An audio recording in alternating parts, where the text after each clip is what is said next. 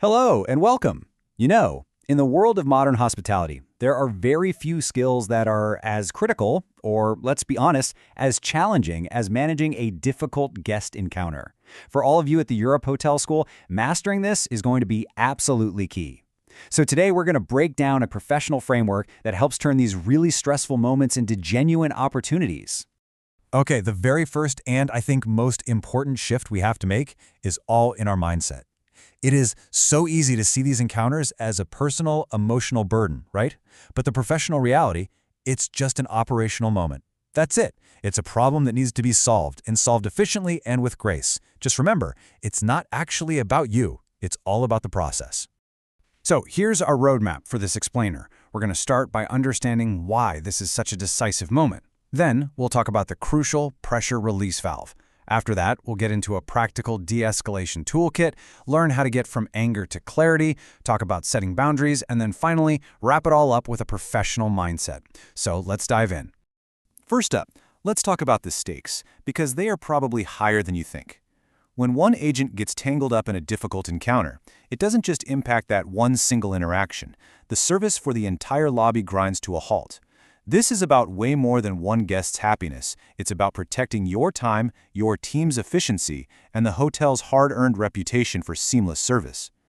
All right, now we get to the first critical step in de-escalation. Before you can even think about solving anything, you have to release the emotional pressure. And this all starts with understanding where that anger is actually coming from and offering a really simple but powerful acknowledgement. And what's really interesting here is that guests almost never arrive angry. Their anger is pretty much always an overflow from something else. A flight delay, a long and tiring journey, an unmet expectations somewhere along the way. They aren't angry at you. They are simply overflowing in front of you. And this simple phrase you see right here, this is your most powerful tool. It's the pressure release valve. Just saying, "I understand why you feel upset," immediately signals that you're an ally, not an adversary. It tells the guest one crucial thing: I've heard you. And this is the crucial point. You are not saying, "I agree," or "Yep, we're at fault." You're just showing empathy. This simple act of validation stops the guest from feeling like they need to ramp up their emotion to be heard, which honestly is what makes these situations drag on and on. Okay, so with the emotional pressure released, we can now move into our de-escalation toolkit.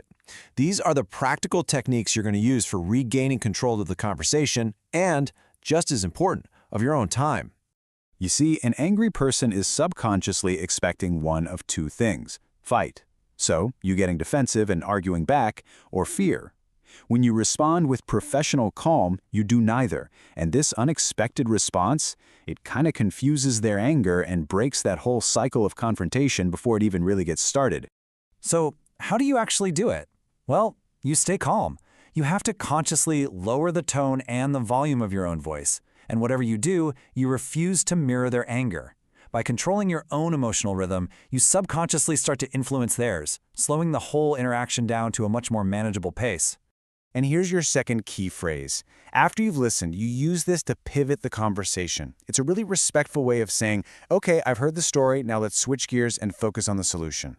This phrase is brilliant because it does two things at once. First, it validates their feelings by showing you want to get the details right, but it also redirects the whole narrative. It signals that the emotional storytelling part of this is over, and now the productive problem-solving part has begun.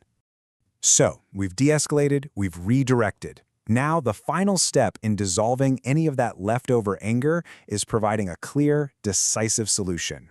And as this chart shows, there's a fundamental truth at play here. Anger loves uncertainty, but it shrinks in the face of clarity. When a guest has no idea what's going to happen next, their frustration just builds and builds. A clear path forward, even if it's not a perfect fix, immediately reduces that frustration. So, an effective solution really has three key qualities. It has to be clear and super easy to understand. It should be fast to implement, or at least you can get it started quickly. And if you can't solve it on the spot, you must provide a firm timeline. That stability is exactly what the guest is craving in that moment. Now, this whole process doesn't happen in a vacuum, right? You also have to manage the environment around you and know exactly when and how to set firm, professional boundaries. While you're focused on the upset guest, you can't forget the rest of the lobby. A simple, brief moment of eye contact and a little apologetic smile to those who are waiting, it communicates everything. It says, I see you, thank you so much for your patience. This tiny gesture can prevent a huge bottleneck and stop other guests from getting frustrated. Now, what if a guest's behavior crosses the line and becomes unreasonable or verbally abusive? You have to protect your time and your dignity. This phrase is your tool for that. It's not aggressive at all. It's just a calm statement of fact that sets a very clear boundary for a productive conversation. The interaction isn't actually over when the guest walks away. A simple follow-up, like a quick courtesy call to their room or a short personal note, is incredibly powerful. It reinforces that you're committed to their satisfaction, and it can actually turn a really negative experience into profound guest loyalty. So let's bring all of this together into the single most important idea, the professional mindset that transforms these challenges into real opportunities.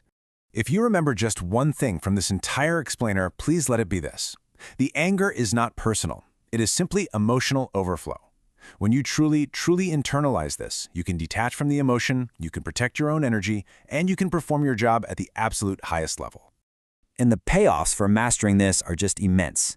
You protect your time and your energy. You prevent those cascading service delays in the lobby, and, most surprisingly, you create this powerful opportunity to build incredible guest loyalty.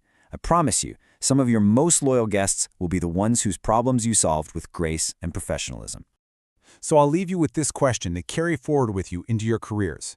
As you step into the incredible world of hospitality, remember this framework. How will you turn your next inevitable challenge into your next most loyal guest? Thanks for your time.